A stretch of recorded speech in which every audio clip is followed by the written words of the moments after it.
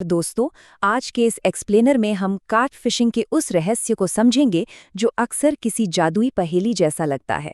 सच कहूं तो carp fishing कोई तुक्का नहीं है, बल्कि इसके पीछे एक बहुत ही गहरा विज्ञान है। और आज का हमारा मेन फोकस होगा उस पूरे साइंस पर जो हमारी बेट और ग्राउंड बेट की स्ट्रैटेजी को तय करता है। तो बिना किसी देरी के चलिए इस पूरे खेल को डिकोड करते हैं। अब जो भी पानी के किनारे वक्त बिताता है, उसके दिमाग में ये एक बुनियादी सवाल जरूर आता है, भाई कल तो यहाँ मछली लगी थी, आज अचानक क्या हो गया? ये सवाल अपने आप में इस बात का सबूत है कि कार्प पकड़ना सिर्फ पानी में कांटा फेंकने का नाम नहीं है। ये असल में पर्यावरण, मौसम और हमारी बेट केमिस्ट्री का एक बहुत ही कॉम्प्लेक्स इक्वेशन है। जब तक हम इस इक्वेशन को नहीं समझेंगे, नतीजे हमेशा अनप्रिडिक्टेबल ही रहेंगे। तो चलिए इस रोड मैप को जल्दी से देख लेते हैं। हम पहले मौसम के असर को समझेंगे, फिर पानी के अंदर की कंडीशंस, वक्त और जगह की अहमियत, बेट के एक्चुअल साइंस और आखिर में इंसानी दखल और प्रेशर का असर। सबसे पहले बात करते हैं पहले वेरिएबल की, मौसम और कार्प का खेल, जो हमारा एनवायरमेंटल बेसलाइन सेट करता है। अगर आप इस टाइम फ्रेम को देखें तो सितंबर से नवंबर और फरवरी से अप्रैल के बीच का वक्त कार्प के लिए एक गोल्डन पीरियड होता है। क्यों? क्योंकि इस दौरान कंडीशंस बिल्कुल मॉडरेट होती हैं, न ज्यादा गर्मी न ज्यादा सर्दी। ये एक अनुकूल स्थिति होती है जो कार्प को नेचुरली एक्टिव रहने और थ्राइव करने के लिए एकदम परफेक्ट एनवायरनमेंट देती है। इससे इस टेबल से और आसानी से समझते हैं। देखिए, बहुत ज्यादा गर्मी या सर्दी का सीधा असर मछली के पाचन तंत्र यानी मेटाबॉलिज्म पर पड़ता है। ऐसे मौसम में वो सुस्त पड़ जाती हैं, गहरे पानी में चली जाती हैं और खाना ना के बराबर खाती हैं। लेकिन जैसे ही ताज़ी बारिश होती है, पानी में नया ऑर्गेनिक खाना आता है और ये एक ट्रिगर का काम करता है। अचानक से कार्प बिल्कुल खुलकर हेवी फीडिंग शुरू कर देती है। अब पानी के ऊपर का मौसम तो हमने देख लिया, चलिए देखते हैं पानी के अंदर क्या चल रहा है। अंडर वाटर कंडीशंस को डिकोड करना बहुत जरूरी है। यहाँ सबसे अहम मुद्दा है ये एग्जैक्ट टेम्परेचर रेंज 18 से 24 डिग्री सेल्सियस। आप इसे कार्प का कंफर्ट जोन मान लीजिए।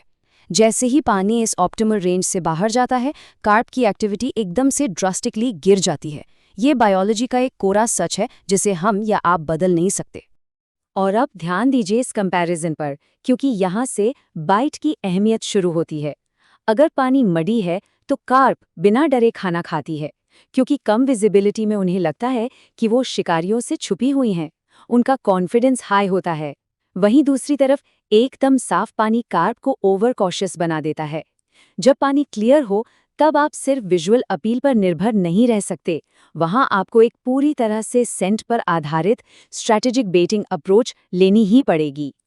एक और साइंटिफिक फैक्ट जिसे लोग अक्सर बिल्कुल मिस कर जाते हैं, गर्मी की रातों में क्या होता है, पानी में ऑक्सीजन का लेवल गिर जाता है और जब ऑक्सीजन गिरता है तो फीडिंग जीरो हो जाती है।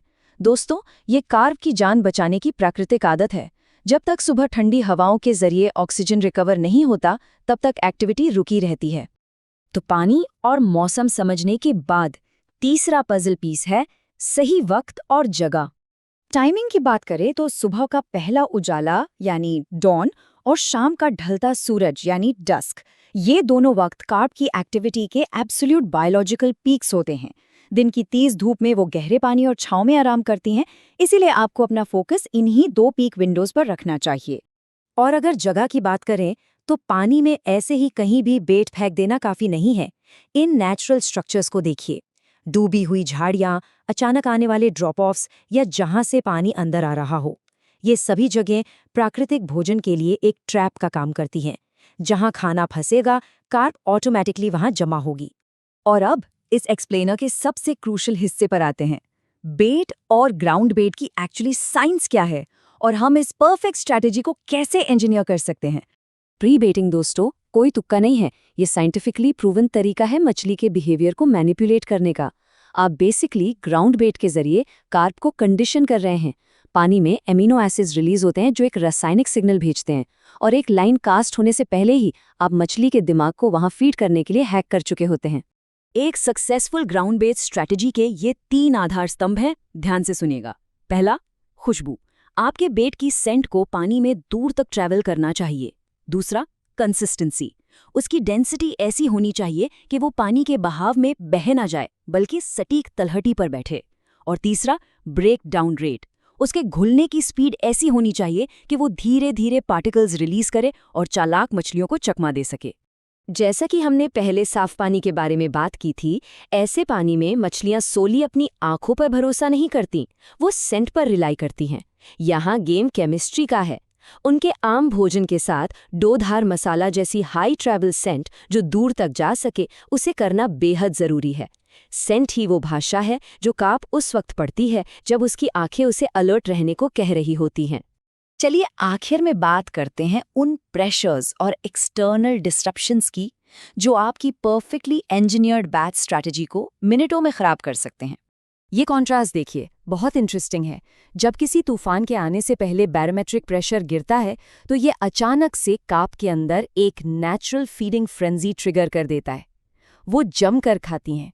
पर वही दूसरी तरफ कोई इंसानी शोर, पॉल्यूशन या बोट इंजन की आवाज़, वो इस पूरी फीडिंग एक्टिविटी को किसी स्विच की तरह तुरंत बंद कर देती हैं। ये ऑब्जर्वेशन बिल्कुल सही कहता है। जहां लगातार फिशिंग होती है, वहां कार्प स्मार्ट बन जाती हैं। वो नेचुरली हुक और लाइन से डरना सीख लेती हैं। इसलिए शांति वाली और कम प्रेशर वाली जगहों को ढूंढना हमेशा एक स्मार्ट चॉइस होती है। तो इन तमाम साइंटिफिक पॉइंट्स को एक जगह जोड़ने पर ये अल्टीमेट चेकलिस्ट बनती है। इस एक्सप्लेनर का निचोड़ यही है: 18 से 24 डिग्री टेम्प ढूंढें, डॉन और डस्क के पीक वक्त का फायदा उठाएं, पानी की क्लैरिटी के हिसाब से ग्राउंड बेट की खुशबू और कंसिस्टेंसी को स्मार्टली इंजीनियर करें और शोर शराबे से बचें। यही वो साइंस है जो आपके सक्सेस रेट को मैनीफोल्ड बढ़ा देगी। इस सब पर विचार कीजिएगा। अगली बार जब आप लाइन कास्ट करें तो अपने आसपास की नेचर और अपनी बनाई बेट की केमिस्ट्री को क्लोजली ऑब्जर्व जरूर कीजिएगा और सोचिए कि इस वक्त पानी की सतह के नीचे कौन सा साइंस काम कर रहा है। इस एक्सप्लेनर के सफर में हमारे साथ जुड़े रहने के लिए बहुत बहुत शुक्रिया।